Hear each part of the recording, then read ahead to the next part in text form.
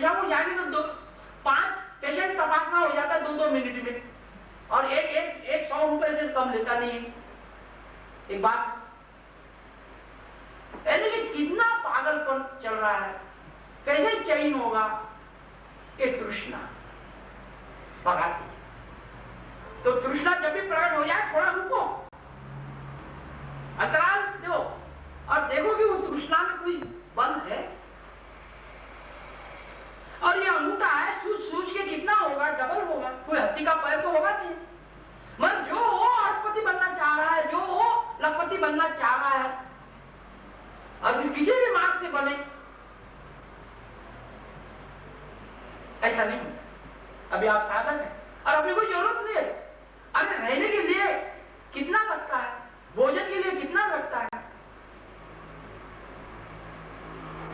और बहुत पैसे आ गए तो क्या करते हैं लोग? स्कूटर पर चलते थे, मारुति भी चलते हैं, मारुति पे चलते थे, मर्सिडीज पर चलते हैं, मर्सिडीज पर चलते थे, हवाई जहाज पर चलते हैं।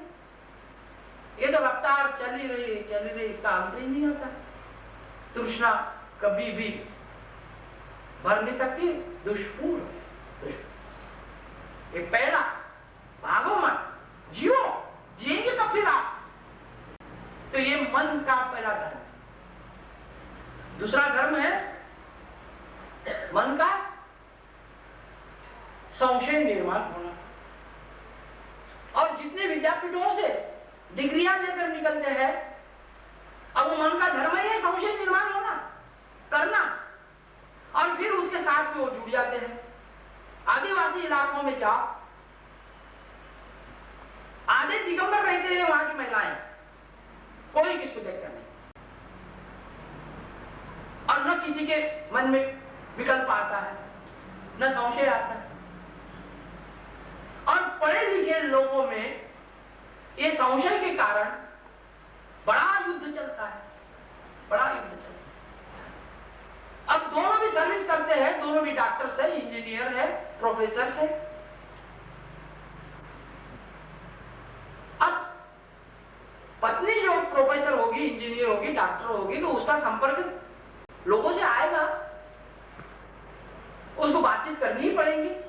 ऐसा थोड़ी कि महिलाओं से बातचीत करेंगे, पुरुष भी रहेंगे, पुरुषों से बातचीत करेंगे। कभी उसको घर आना पड़ता है, दूसरा एक डॉक्टर के पास में गाड़ी होती है, वो लिफ्ट देता है, चल मैं तेरे को छोड़ देता हूँ, क्या हाथ है। वो गाड़ी में बैठ के आते हैं, मर्द देखता है उसका आप बाल फूट जाता, गाड़ी पसंद आ गई, फिर क्या हो गया आगे? एक बात आ गया संशय। तो ये संशय, ये मन निर्माण करता है। अब उसके साथ में जुड़ना या नहीं जुड़ना ये आपकी स्वतंत्रता है, तो जुड़ना नहीं है। एक प्यारा उदाहरण आपके सामने देता हूं ताकि बात मरे तक के आपके हृदय में चोट कर जाए। दोनों पति पत्नी कॉलेज में दर्शन शास्त्र के प्राध्यापक, फिलॉसफी पढ़ाते, और एकलौता एक बेटा है। अभी सुबह में दोनों की भी भागम भाग होती है कॉलेज में जाने के लिए, तो उनके घर की ये परिपाटी थी कि हर संडे को और प्राध्यापिका महिला कुछ ना कुछ मीठा बनाते हुए भोजन करती। एक संडे को, इतवार के दिन, उसने खीर बनाया और उसके साथ में बाकी सब रोटी बनाए, पूड़ी बनाए, चटनी बनाए, 2 सब्जियां बनाए, कड़ी बनाए, भजे बनाए, पकौड़े बनाए, और अपने पति की थाली परोसने के लिए ली। थाली में कटोरी रखी और कटोरी में खीर डाली, तो थोड़ी कटोरी खाली रही, फिर दोबारा परोसते हैं और फिर बाकी सब भोजन थाली में रखा।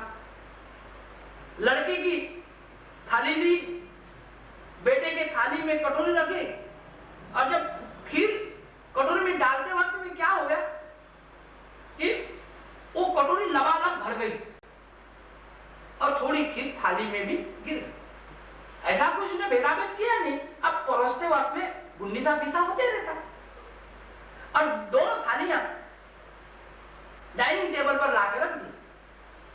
बेटे के सामने आई, बेटे ने नीचे मुंडी डालकर भोजन प्रारंभ कर दिया। अब पतिदेव के सामने जब थाली आई और उसने अपने थाली की और बेटे की थाली की और नजर डाली, तो ये मन का धर्म ही है संशय निर्माण होना, वो करते रहता है। तो एकदम संशय निर्माण मन ने किया। अब करने के बाद में अभी यहाँ पर आपकी स्वतंत्रता है कि आप अभी उसको बढ़ाना भी चाहेंगे और उसकी और दुर्लक्ष्य करके उसको छोड़ भी देना चाहेंगे, ये आपकी स्वतंत्रता है। मगर आपके पास में बोध नहीं होता है तो वो मन के साथ में जुड़ जाता है, और जब एक बार आप मन के साथ में जुड़ जाएंगे तो मन आपको स्थिर थोड़ी रखता है, वो आपको फिर भगाते रहता है। और फिर मन ने भगाना शुरू कर दिया प्रोफेसर को, और प्रोफेसर के अंदर में वो मन नाना प्रकार के संशयों से कल्लोल निर्माण हो गया और विकल्प करने लगा। और फिर वो प्रोफेसर गुनाकार भागाकार करने लगा कि अरे बोले देखो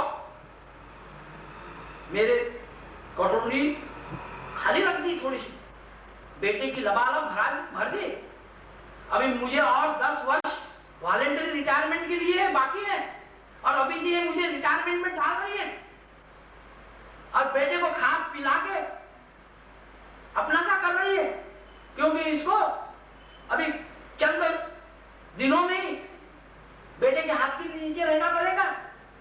आणि मराठीमध्ये चांगलं म्हटलं जाते काय काही शब्द, आणि आता माझ्याकडे मला हळहळ करणं सुरू करून दिलेलं आहे। हळहळ करणं, हळहळ बोले तो क्या मालूम है कि ऐसा बर्ताव करे कि हत्ती जैसा मर्द हो तो हड्डियां हड्डियां दिखे उसकी, उसको बोलते कि हड़हड़ करना। हाँ, ये भी समझना चाहिए। और फिर इतना सारा सर में गैस आ जाए तो वहां थोड़ी रुकता है, फिर तो आपको वो संशय छोटा हो या बड़ा हो, ये हो या वो हो, आपको फाड़ के अलग कर देता है, फिर उससे रह नहीं गया, फिर नहीं रह जाता आपको। वो तो पहले जहां प्रारंभ होता है वहीं आपको अनारंभ करना पड़ता है, वहां नहीं आप अनारंभ करेंगे तो आपका वो सत्यानाश ही करता है। और फिर उससे रह नहीं गया, उसने टेबल पर ऐसा हाथ करके जोर से आवाज दिया, अगर मन निकली। उसको लगा क्या हो गया, वो आई टेबल के पास में और टेबल पर ऐसा हाथ करके बोलता है कि मुझे सांग तुझा नवरा मी होई ना आव। अब बेटे को भी लगा कि क्या बम फटा, मगर उसने कुंडली जागरण ध्यान शिविर किया ना, तो उसे भी नहरे पर दहला लगा और बोला कि बोलो क्या बोल रहे हैं आप कि माता आपकी है कि मेरी है। तो ये संशय फाड़ के अलग करता है, और ये मन का धर्म है। अपन संशय रहित रहेंगे, अपन संशय रहित रहेंगे ना तो जो लोग संशयों से भरे हैं वो अपने दिमाग में डालते, अरे आता का तुम्ही ध्यान करत राहता का, डोळे बंद करून ठेवता का, तुमची पोरगी इकडे पाली, तुमची बायको तिकडे पाली, अब तेरे को क्या करने का, तेरे घर में देखना कितना अंधेर चल रहा है, वो नहीं देखेगा, अपने घर के क्षेत्र नहीं देखते हैं। एक बात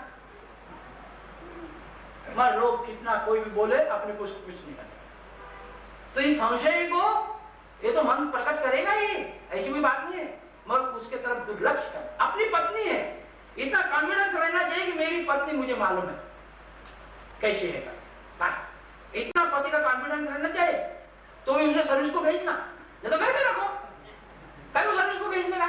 एक बात है, अपने ही दिमाग में अपने ही अंदर में जो संशय आता हो तो क्या मजा है सर्विस को भेजने। एक बात तो बात, क्योंकि हमारे पास में तो उदाहरण है जो पति पत्नियां दोनों कामकाज करते हैं ना, उनका जो अंडरस्टैंडिंग बरोबर नहीं रहेगा एक में के प्रति, अपवाद के तौर पर ही रहता है।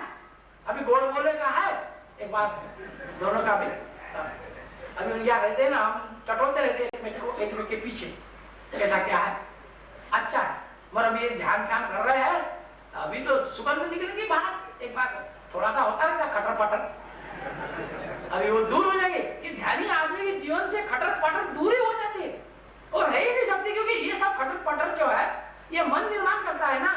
जहाँ मन पिघलने गलने और मिटने लगता है तो लाफिंग मेडिसिन, हास्य और हास्य रहता है। अंत में आज हास्य के साथ इस धर्म वार्ता को पूर्ण करें।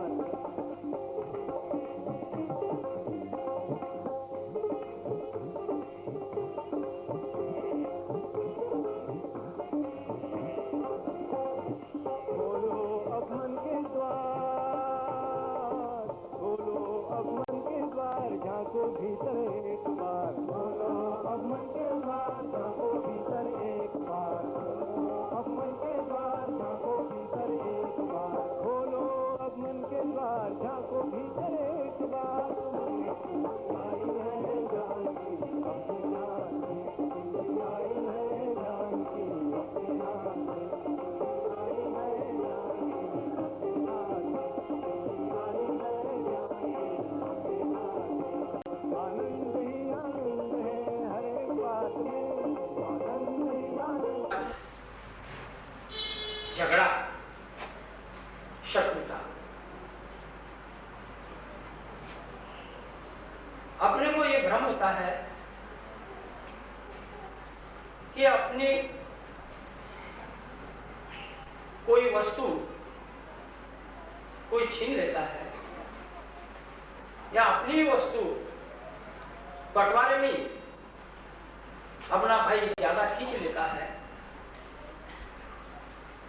या कोई अपना अपमान करता है तो अपने को बगावत, विद्रोह करने का भाव होता है। ये जो विद्रोह है ये आपको नहीं होता है और ये बहुत बड़ा अज्ञान होता है कि बाहर की कोई परिस्थिति के कारण विद्रोह मचल रहा है। नहीं, ऐसी कोई बात नहीं। कोई अपनी स्टेट लेने से या कोई अपनी वस्तु चुरा लेने से जो अपन तिलमिलाते हैं वो वास्तव में देखा जाए तो ये प्रकृति का कार्य है। वो मन आपको किसी प्रसंग को जीवन में निर्माण करता है और आपको विद्रोह करने लगाता है। तो जब जब भी ये विद्रोह का भाव आ जाए तो थोड़ा रुके और विद्रोह न करने का पुरुषार्थ करें और जल्दी से वो जो संघर्ष होता है उस संघर्ष को चुटकी से मिटाए, एक तरफा मिटाए, एक तरफ, क्योंकि अपने पास में समय नहीं और छोटी छोटी बातें हैं। अभी अपने को भौतिक परिस्थितियां उपलब्ध नहीं हुई है, इसलिए अपने को लगता है कि ये चाहिए, ये चाहिए, ये चाहिए। और आप साधक बने हो और साधक का कर्म के अनुसार भले ही उसके भाग्य में कोई चीज न हो, अभी आपकी दैव की रेशा भी प्रकट हुई है। दैव योगी भी आपको आपके जीवन में ऐसे कोई प्रसंग आएंगे और आते ही है कि अनायास कि जिसके लिए बहुत मर लोग करते हैं उसके बाद में भी मिलना मुश्किल हो जाता है। वह स्थिति आपको सहजता से कम परिश्रम में, कम भाग दौड़ में जरूर उपलब्ध हो, परंतु विद्रोह, बगावत ये मन करवाता है, ये मन का धर्म कार्य। फिर चौथा, राग और द्वेष। राग का मतलब है चाहिए चाहिए, द्वेष का मतलब है नहीं चाहिए नहीं चाहिए। सुबह से शाम तक तक और जन्म जन्म जो धारणा के अनुसार मन चाहे वस्तु हो, व्यक्ति हो, उसकी अपन मांग करते हैं तो उसको रागात्मक क्षेत्र में वहां आता है। और जो वस्तु या व्यक्ति, दो ही चीजें हैं इस जगत में जिसका अपना बनता नहीं है, तो उसके प्रति द्वेष, घृणा, तिरस्कार, वैमनस्य निर्मित होता है और नहीं चाहिए, नहीं चाहिए, यही घोर धंधा चल रहा है। तो चाहिए चाहिए के वक्त में भी थोड़ा रुक के उसको देखना है और चाह रहित रहना है। और फिर चाह भौतिक जगत की तो नहीं करना है और अध्यात्म जगत की भी चाह नहीं करना है कि मुझे सत्य प्राप्त हो, मेरी कुंडली जागृत हो, मुझे प्रभु प्राप्ति हो। ये भी चाह ही है, प्रापंचिक हो या पारमार्थिक हो। प्रापंचिक चाह भी बंधन को कारण होती है। कुछ ना समझ लो, परमात्मा की सत्य की चाह अच्छी है बोलते हैं, मगर चाह कोई भी हो वो बंधन को कारण है। इस मर्म को अच्छे से जानो। और ये मन जो है ये राग द्वेष करते रहता है। अपने को वीतरागता की स्थिति में रहना, अपने केंद्र में रहना है। और फिर राग और द्वेष का चक्र जो है ये पहले तीव्रता से चलेगा, फिर धीमा चलेगा और फिर और फिर पांचवा ये मन का धर्म है आलस्य।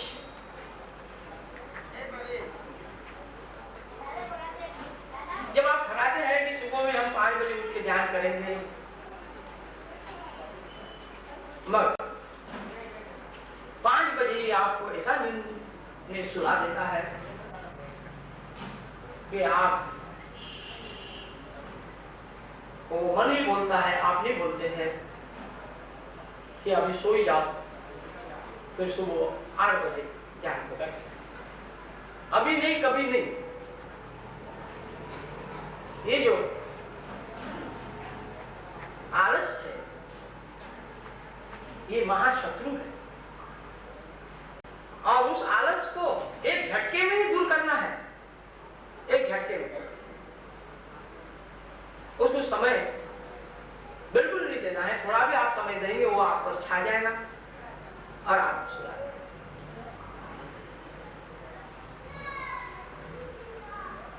फिर छठवां धर्म है अभाव निर्माण करना।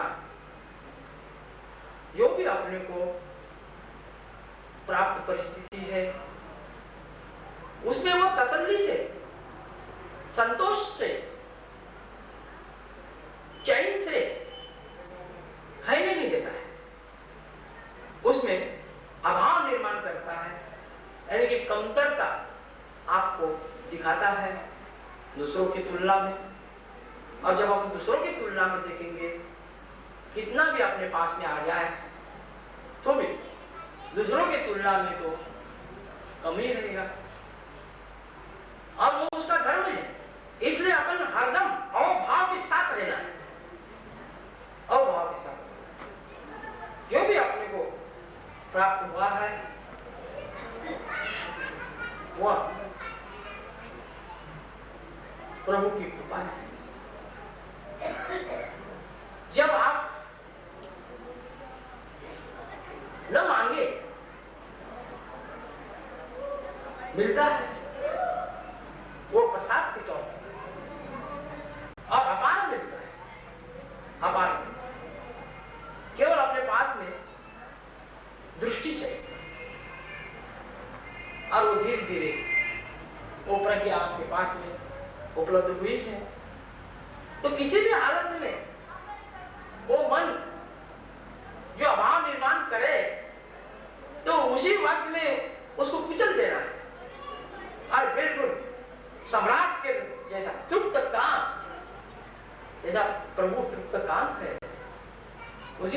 प्रभु का जो साधक है वो भी तृप्त काम चाहिए, समानता का मिलन होता है।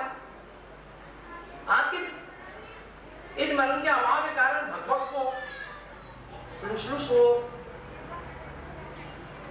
दुखी हो, और वो दुख निर्माण करता है, अभाव के कारण दुखी होता है आदमी, और वो मन का कार्य होता है।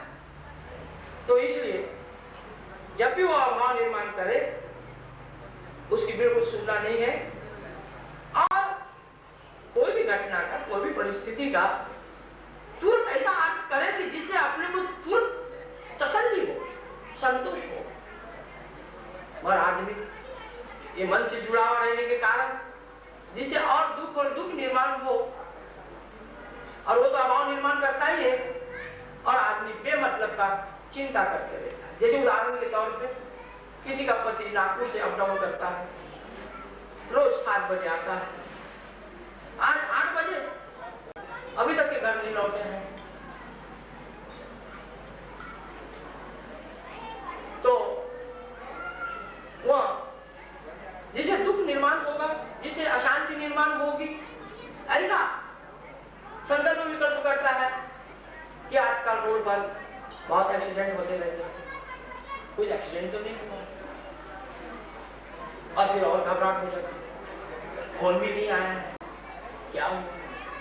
मगर ये तो मन निर्माण करेगा ही, पर अपन ऐसा तुरंत अपने को तसल्ली आ जाए, संतोष आ जाए, ऐसा अर्थ कर रहे हैं कि उनकी बहन भी नागपुर में रहती है, बहुत दिन से नहीं गए हैं, आज बहन के यहाँ चले गए होंगे, आएंगे कल, उसमें क्या है? तो ऐसा भी तो आप कर सकते हैं। और आप अभी साधक बने हैं, तो साधक के जीवन में सडनली कोई भी दुख नहीं आ सकता है, जो कि 7 पत्ते आज बताएंगे, और वो रोज 1 घंटा ध्यान करेगा, उसका जीवन जो है वो अंधेरे से प्रकाश की ओर और प्रकाश की ओर बढ़ते जाता है। तो ये मन का कार्य है। फिर अविद्या, अविद्या का अर्थ होता है होश का अभाव। अपन बेहोश में जीते, होश में जीते ही नहीं, बस जी रहे हैं। अभी जैसा जैसा ध्यान आपके भीतर पक्व होगा, ऐसा ऐसा आपके अंदर में एक प्रज्ञा का आविर्भाव हो चुका है। उस बोध से अभी आपने को जीना है, और वो बोध जैसा जैसा पक्व होगा, आपकी तंद्रा है, आपकी बेहोशी है, आपकी मूर्छा है, आपकी तंद्रा है, इसमें चलने के प्रक्रिया को अविद्या है।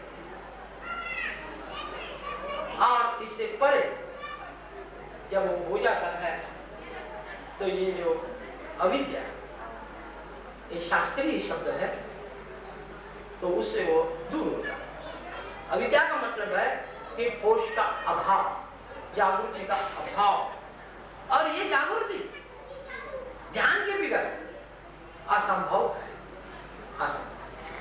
और वो ध्यान का सूक्ष्म, वो रहस्य, वो मन आपके हाथ में लगा है। अभी उसको पकड़ के आपको आपका स्वयं का मंगल कर लेना है, हर क्षण मंगल कर लेना है, क्योंकि हर क्षण बेहोशी से ही आदमी चलता है, और मन ये बहुत बेहोश से निर्माण करता है, तो उसमें सचेत रहेगा। फिर अस्मिता, अभी ये अस्मिता शब्दकोश में अच्छे तौर पर इसका अर्थ दिया है, जो गुणों से भरा है उसे अस्मिता कहते हैं। पर अहंकार और अस्मिता में मूलभूत फर्क है कि जो सचमुच में गुण नहीं है फिर भी उस गुण का अभिनय करता है, और खोटा गर्व करता है, दर्द करता है, उसे अहंकार। और अस्मिता उसे कहते हैं कि सचमुच में ये गुण उसने प्राप्त किया, उसके पास में गुणवत्ता है, मगर फिर भी कितनी भी गुणवत्ता को अपन उपलब्ध क्यों न हो जाए, फिर अपन निरभिमानता में ही रहता है। वो गुण का थोड़ा भी अभिमान तर्क नहीं कर रहा है। और उसका जो तर्क आप करेंगे, घमंड करेंगे, तो फिर ये मन जो है, ये मन का ही धर्म है। इस मन के दायरे में आप चले जाएंगे और वो आपको दुखी करेंगे। फिर है दोषदर्शिया। मराठी में अच्छी कहावत है की स्वतःच्या डोळ्यातलं मुसळ दिसत नाही आणि दुसऱ्याच्या कुसळ दिसत। ये मन का ही धर्म है। जहां भी आप जाएंगे वहां कोई अच्छी चीज तो होती ही है, उसको स्वीकार करो, और जो अच्छी नहीं है उसको छोड़ दो।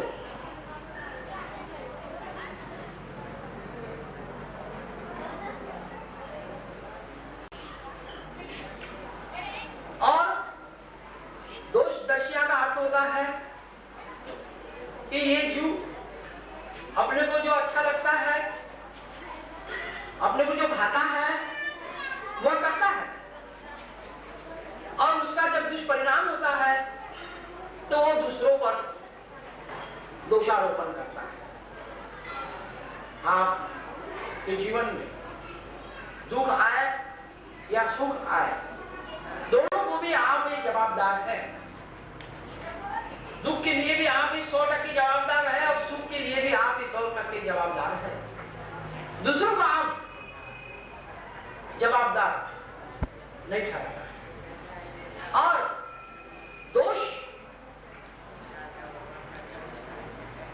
जब तक कि आप दूसरों का देखना नहीं बंद करेंगे, कि जब तक कि आप स्वयं के भीतर का दोष नहीं, स्वयं के भीतर तो दोषों का पेटा पड़ा है, वो स्वयं के दोष नहीं देखता है,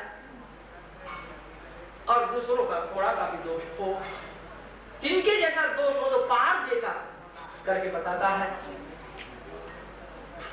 तो ये जो मन का धर्म है, दोष दर्शिया, तो इससे भी साधक को परे रहना है। अपने को क्या कर लेगा है, कितना भी दुष्ट हमारे पास में तो भी सभी प्रकार के लोग आते हैं, और दुष्ट से दुष्ट भी आदमी आ जाए तो भी उसके पास में कुछ ना कुछ तो एक विशेष गुण होता ही है। ऐसा कोई व्यक्ति नहीं है कि उसके पास में कोई गुण न हो, ऐसा हो नहीं सकता। मगर अपन उसके गुणों की वाखान नहीं करते हैं, और दोष की तरफ अपना इशारा होता है। तो ये जो मन अपने को दोष देखता है, दिखलाता है, तो उससे फिर क्या हो जाता है कि आप फिर गुण का भी दोष करते हैं। दोष का तो दोष करते ही है, गुणों का भी दोष करते हैं, और फिर आपको सभी तरफ से दोष और दोष दिखेगा।